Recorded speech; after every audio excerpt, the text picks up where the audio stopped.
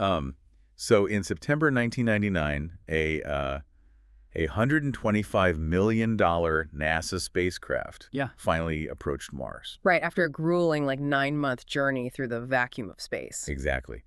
The Mars Climate Orbiter. So it fires its main engine to ease into orbit, but instead of gracefully skimming the upper atmosphere, the probe violently dips roughly 100 kilometers too low. Yeah, which is, I mean, that's a fatal drop. Completely fatal. The atmospheric friction just tore it apart.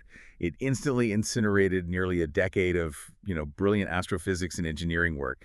And the culprit, This is the craziest part. it wasn't a solar flare. It wasn't like a faulty thruster. It was a typo in the universe's most basic grammar. It was a mismatched unit of measurement. Yeah, it is arguably one of the most painful, high-profile engineering failures in modern history. Yeah, absolutely. And it really highlights a fundamental truth that we often just take for granted. Standardizing the physical world isn't just about passing a physics exam, It is a literal life or death requirement. Which is exactly our mission for this deep dive. Today, we are looking at an engineering lecture. Specifically, it's called PHF 0213, Introduction to Engineering. And we were focusing entirely on fundamental dimensions in units. The building blocks. Right. We're going to explore how the invisible mathematical grammar of reality keeps suspension bridges standing, keeps global supply chains moving, and keeps spacecraft from turning into very expensive shooting stars. It's so vital for you to understand this invisible framework. Okay, let's unpack this. Yeah. Starting with the core difference between a dimension and a unit. Because in casual conversation, we just treat those words interchangeably. We do, yeah. But mathematically, confusing the two is catastrophic. A dimension describes the fundamental underlying nature of a physical quantity. Like the concept itself. Exactly. It is a universal property of reality. We're talking about concepts like length, mass, time, or temperature. The universe mandates that these dimensions exist. But a unit is entirely a human invention.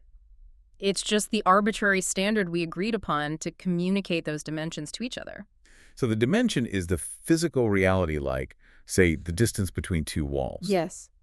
But the unit is just the word we use to describe it, whether that's meters or feet or, light years. The universe doesn't care if you use a meter or a foot, as long as your math accurately reflects the physical dimension of length. Precisely. Measurement is the common language of reality. But because we rely on units, and because those units have historically been incredibly fragmented, errors are just inevitable. The source text points out how high the stakes are across disciplines. Like, a tiny stress calculation error from a civil engineer leads to microfractures in concrete that eventually bring down a whole highway overpass. Wow. Or in biomedical engineering, miscalculating a dosage unit turns a life-saving therapy into a lethal poison. Or a chemical engineering error causes a massive explosion. And what's wild to me is that we've known what we want to measure, the dimensions, for thousands of years. But humanity has spent centuries stubbornly arguing over how to measure it. Oh, absolutely. The turf wars over units are legendary. Right. Like, we all know about the broad clash between the universally coherent international system, the metric system with its meters and kilograms, and the U.S. customary system with feet and pounds. The classic rivalry. Yeah. But the source material highlights these highly contextual, almost hyperlocal units that survived simply because they perfectly served a niche industry. Like, have you ever heard of the Hun? I had not encountered the Hun before diving into this lecture, but it's a brilliant example of localized standardization. Right. It's a non-standard unit of length used primarily in Southeast Asian construction and woodworking, especially Malaysia. Right. 1 Hun equals 1/8 of an inch, which is about 3.3 millimeters. That's so specific. It is. But if you were framing a house or cutting joinery in that specific region, you don't talk in millimeters or inches. The Hun is your vernacular. It's the language of your trade. It's what makes sense for the materials they're using. Exactly. But the unit that really sparked a debate for me in this text was the knot. The knot. The standard unit of speed for marine and aerospace navigation. And this is where I have to push back on the engineering community's love for tradition. I mean, we have globally adopted kilometers per hour for almost everything else. Why do we still use archaic units like knots instead of just forcing everyone to use kilometers per hour? It feels like industry stubbornness. What's fascinating here is that the knot isn't just a historical leftover. Really? No, it is a remarkably elegant unit because it is tied directly to the physical geometry of the Earth. Okay, how so? Well, 1 knot is defined as 1 nautical mile per hour. And 1 nautical mile, which is exactly 1,852 meters, is not an arbitrary length. It corresponds to exactly 1 minute of arc along a meridian of the Earth. Okay, sure, tying it to the Earth's latitude lines is a clever trick if you're a 17th century explorer drawing on a parchment map. It's a bit more than a trick, though. But modern ships and planes use advanced GPS. They aren't physically counting arc minutes with a compass and a protractor anymore. If a digital screen is just telling you your speed over the ground, why cling to the knot today? Because in aviation and maritime navigation, you aren't just moving over the ground, you are moving through a fluid, medium-like air currents or ocean currents. Oh, right, the wind is pushing you. Exactly. Your ground speed is totally different from your airspeed or water speed. If a catastrophic systems failure occurs and your GPS goes dark, a pilot or sailor must instantly revert to dead reckoning. So navigating by pure math and a compass. Yes. And when you are flying blind over a featureless ocean, knowing that your speed in knots translates flawlessly one-to-one into coordinates on a navigational grid is a vital survival mechanism. I hadn't thought about that. Yeah, kilometers per hour would require a complex conversion factor just to figure out your latitude. And in an emergency, you don't want to be doing long division in your head. I see where you're going. It removes a layer of mathematical translation when you're in an emergency. The Earth is a sphere, so calculating your speed based on the degrees of that sphere is fundamentally better design. Exactly. It's incredibly intuitive for the environment they operate in. And the origin of the word itself is incredibly literal, isn't it? Very literal. Back in the 1600s, sailors needed to gauge their speed through the water without any fixed landmarks, so they invented what's called the chip log. A piece of wood. Right. They tied a heavy piece of wood to a spool of rope, and along that rope, they tied physical knots at highly specific intervals. Wait, they would literally throw the wood overboard? Yeah, and because the wood dragged in the water, it would pull the rope off the ship as they sailed forward. Wow. So they're just watching this rope fly off the deck. Exactly. A sailor would hold a sand glass, flip it, and physically count how many knots slipped through their fingers before the sand ran out. That is amazing. If 5 knots passed through their hands in that specific time frame, the ship was moving at 5 knots. They engineered a unit of speed using nothing but hemp rope, a piece of wood, and gravity. It's a beautiful piece of physical engineering. So, okay, the knot is a perfect example of an industry adopting a standard because it flawlessly fits their environment. Right. But that introduces a terrifying variable. If different industries or, different countries are operating with their own perfectly justified units, what happens when they have to collaborate? If they don't explicitly translate those units, you get the Mars Climate Orbiter disaster. Man, let's dive deeper into that $125 million typo, because the mechanism of the failure is just astonishing.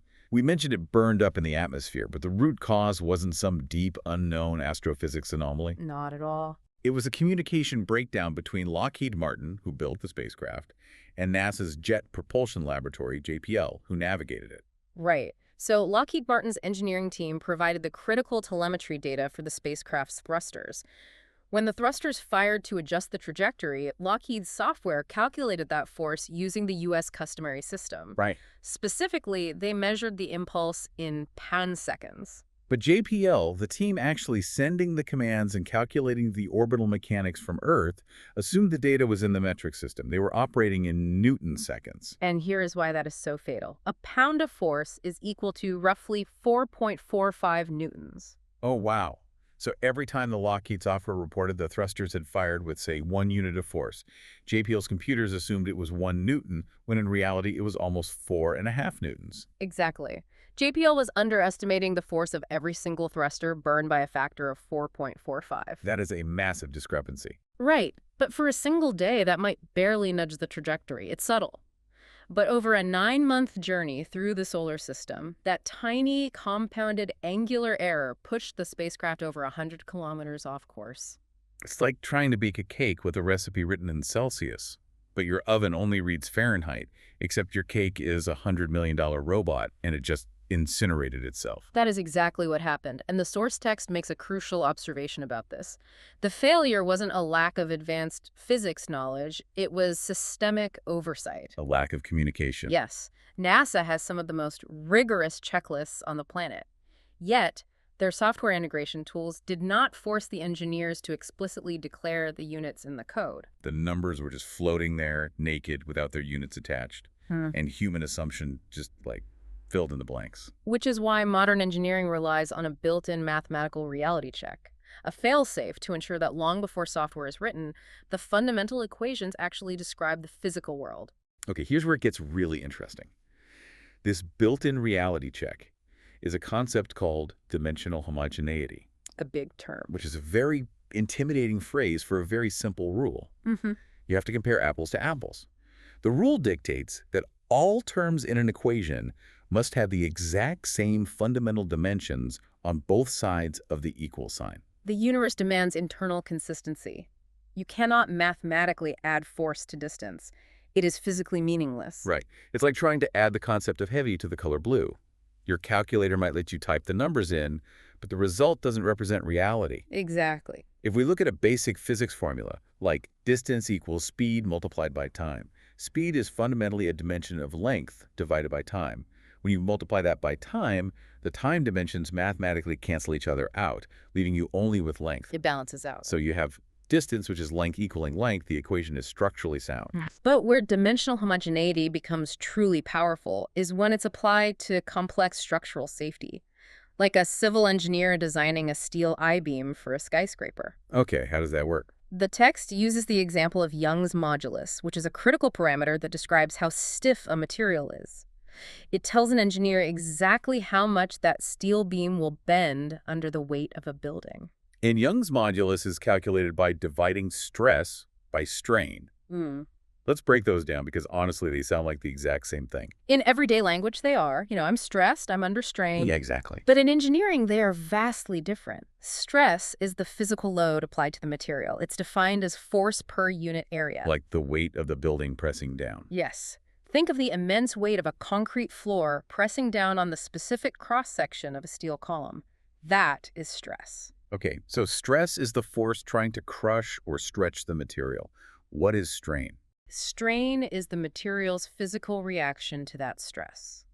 It is the microscopic stretching or deformation, and it is calculated by taking the change in length and dividing it by the original length. Wait, if strain is length divided by length? Yes. The dimensions cancel out entirely. Strain doesn't have a dimension. Exactly. Strain is a dimensionless number. It is essentially a pure percentage. Oh, that makes sense. And this is vital because a 10-meter beam stretching 1 meter is a 10% stretch. A 100-meter beam stretching 10 meters is also a 10% stretch. By making strain dimensionless, engineers remove the physical size of the beam from the math, allowing them to evaluate the pure structural integrity of the steel itself. That is incredibly elegant. So bringing it back to dimensional homogeneity, if Young's modulus equals stress divided by strain, and strain is dimensionless, then Young's modulus must have the exact same dimensions as stress. The math balances perfectly. Right. The engineer proves that their safety formula is rooted in physical reality.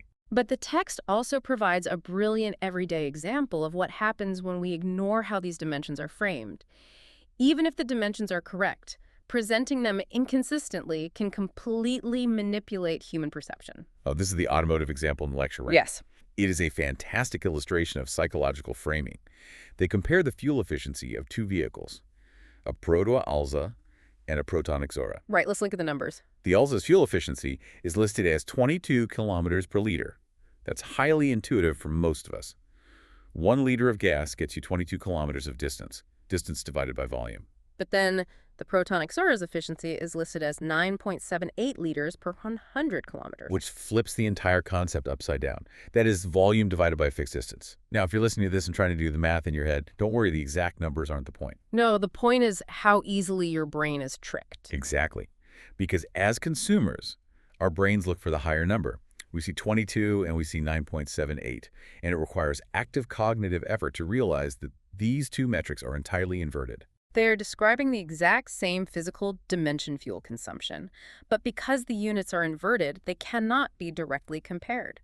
If you don't convert them to a uniform standard, you are functionally illiterate in that marketplace. Exactly. When you mathematically convert the Alza's 22 kilometers per liter into the inverted format, it equals roughly 4.55 liters per 100 kilometers. And suddenly it's obvious. Instantly, the illusion shatters. You clearly see the Alza uses less than half the fuel of the Exora to travel the same distance. Without standardizing the units, corporations can essentially hide behind the math. Which really highlights that standardization isn't just about preventing spacecraft from crashing, it's about transparency and fairness in human commerce. Okay, so let's say you are the perfect engineer, you've verified your dimensional homogeneity, you've rigorously translated all your units from imperial to metric. Your math is flawless. Sounds good. The source text warns that there is still one final trap waiting for you, and it's a trap of ego. It is the illusion of precision. Yes. Significant digits, or significant figures. This concept is fundamentally about engineering philosophy.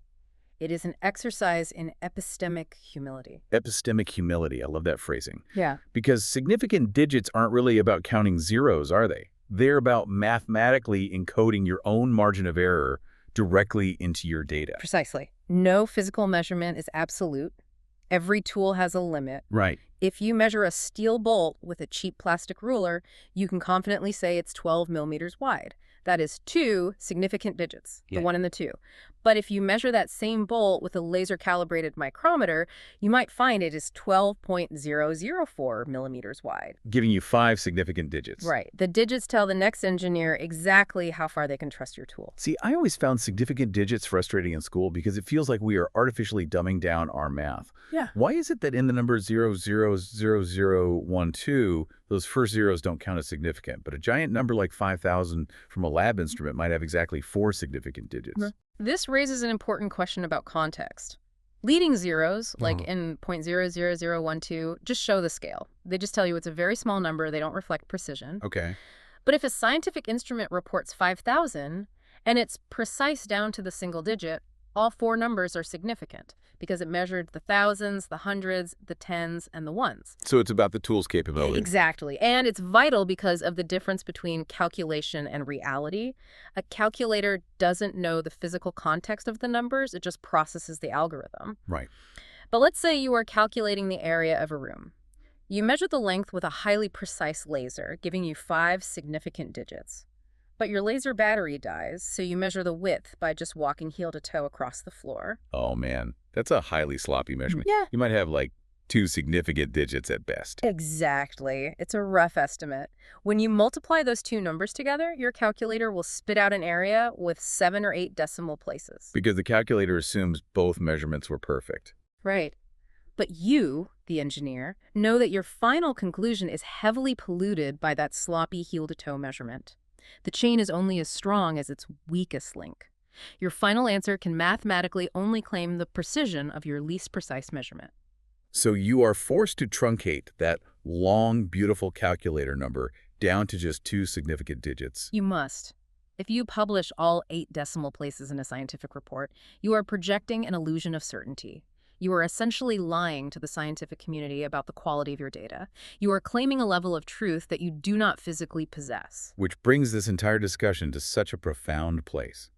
As we look at all these incredibly strict rules, from forcing JPL and Lockheed to agree on newtons, to demanding dimensional homogeneity in a skyscraper's steel beams, to practicing epistemic humility with significant digits, it is fundamentally a practice of maintaining truth and balance. Yes. It is about an honest interaction with physical reality. It absolutely is. And the source text makes a stunning pivot at the very end of the lecture to highlight this exact philosophical concept. It steps away from the physics entirely and quotes a verse from Surah Ar-Rahman, chapter 55, verse 9 of the Quran. And establish weight in justice and do not make the balance deficient. Establish weight in justice. That is an incredibly poetic way to frame a dense engineering lecture. If we connect this to the bigger picture, the text is drawing a direct, unbreakable line between the moral concept of societal justice and the scientific requirement for mathematical balance.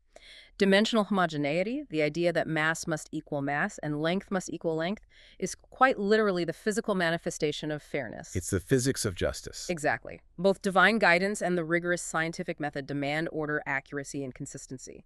You cannot have a meaningful, fair outcome in human society or a safe outcome in structural engineering if your scales are tipped or your units are deceptive.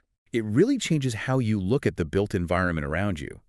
Knowing that this invisible grammar of dimensions and units is constantly operating in the background. Constantly. Every time you drive over a massive suspension bridge, every time you board a commercial flight, there is a global community of engineers using this exact standardized language to keep reality balanced, to keep you safe. It is the silent, ongoing agreement that allows modern civilization to function without collapsing under its own weight. It really is.